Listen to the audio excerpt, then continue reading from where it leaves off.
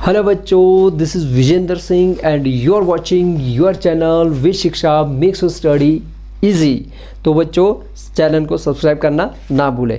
आज हम पढ़ने वाले हैं क्लास 9 का chapter number 5 the fundamental unit of life. बच्चों, सबसे पहले हम चैप्टर का मीनिंग समझते हैं।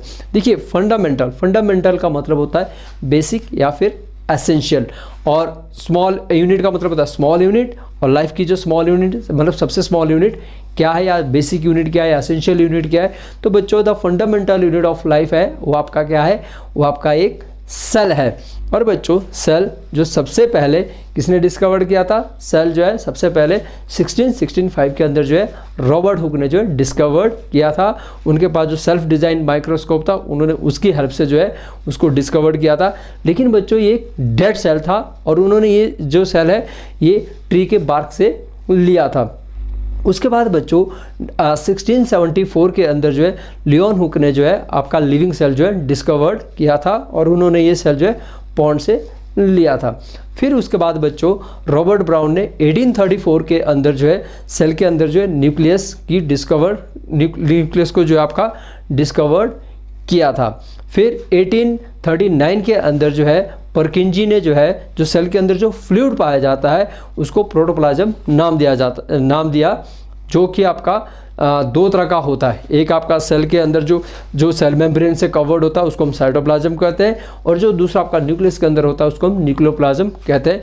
उन्होंने इन दोनों का जो है प्रोटोप्लाज्म नाम दिया था।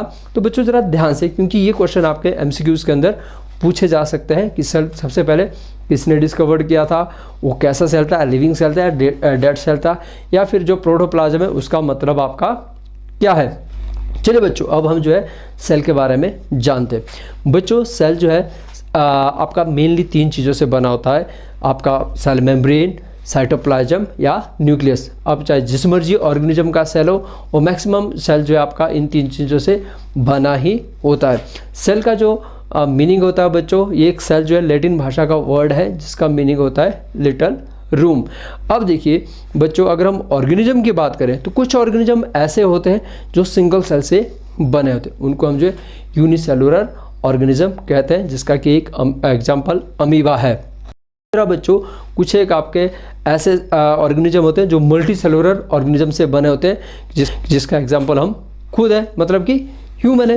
अब क्वेश्चन आता है कि अराइज होता है कि जो मल्टी सेलुलर ऑर्गेनिज्म है सर, उनके अंदर मल्टी सेलुलर मतलब एक से अधिक सेल कहाँ से आए। तो बच्चों, जो आपका प्री एग्जिस्टिंग सेल होता है वो आगे जो आपका डिवाइड हो जाता है और उससे फिर जो है आगे सेल बनते हैं। मतलब कि आपका जो एक प्री एग्जिस्टिंग सेल है उसको मदर सेल बोलते हैं, और जब वो डिवाइड होता है तो 2 डॉटर सेल बनाता है। एक सेल ज़्यादा से ज़्यादा 2 सेल के अंदर ही डिवाइड हो सकता है। तो आपका जो इस तरह से आपका मल्टी सेलुलर ऑर्गेनिज्म जो है तैयार होता है। सेल क्या करता है बच्चों, सेल डिवाइड होके टिश्यू बनाता है, टिश्यू जो है डिवाइड होके ऑर्गन बनाते हैं, ऑर्गन जो है ऑर्गन से फिर ऑर्गन सिस्टम बनता है, और ऑर्गन सिस्टम से आपका जो पूरा ऑर्गेनिज्म तैयार होता है। अब बच्चों, जो आपका मल्टी सेलुलर ऑर्गेनिज्म, अब इसके अंदर बहुत सारे सेल है, तो इसके अंदर क्या होता है बच्चों, इसके अंदर डिवीजन ऑफ लेबर होता है। सर, अब ये डिवीजन ऑफ लेबर क्या है, तो बच्चों डिवीजन ऑफ लेबर का मतलब होता है कि डिफरेंट पार्ट जो है डिफरेंट स्पेसिफिक फंक्शन को फॉलो करते हैं, मतलब कि उनका फंक्शन जो है स्पेसिफिक रहता है। फॉर एग्जाम्पल के लिए जैसे हमारा हार्ट है, तो हमारा हार्ट क्या करता है, वो ब्लड की पंपिंग करता है और पूरे बॉडी के अंदर जो ब्लड को ले जाता है। अच्छा, आपका जैसे स्टमक है, तो स्टमक का काम क्या होता है, स्टमक का काम होता है जो फूड हम खाते हैं उसको डाइजेस्ट करने का काम जो है आपका स्टमक का रहता है।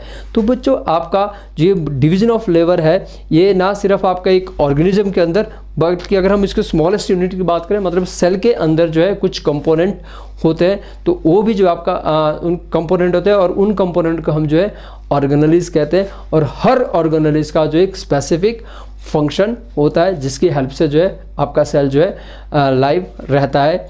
अच्छा, अब ये जो आपके सेल ऑर्गेनेलिज होते हैं, यहाँ पर एक बात बहुत इंटरेस्टिंग है। आपका सेल चाहे जिस मर्जी ऑर्गेनिज्म का हो, या फिर चाहे वो प्लांट सेल हो या फिर वो चाहे एनिमल सेल हो, उसके अंदर जो कंपोनेंट पाए जाते हैं वो सभी सेल के अंदर जो है एक जैसे रहते हैं और उनका फंक्शन भी जो है वो सेम रहता है। लाइक एक आपको मैं ऑर्गेनेलिज बताता हूँ, माइटोकॉन्ड्रिया, जिसका काम होता है सेल को एनर्जी प्रोवाइड करना। तो अब आपका चाहे कोई सा भी सेल हो, चाहे प्लांट सेल हो, चाहे एनिमल सेल हो, उसके अंदर माइक्रो ऑर्गेनिज्म जो माइटोकॉन्ड्रिया होगा उसका नाम क्या होगा, उसका नाम जो उसका काम जो है, सॉरी नाम नहीं, उसका जो काम है, उसका काम क्या होगा, एनर्जी को प्रोवाइड कराना होता है। तो बच्चों अब हम जो है एक एक ऑर्गेनेलिज्म जो सेल के जो एक कंपोनेंट उसके बारे में पढ़ेंगे।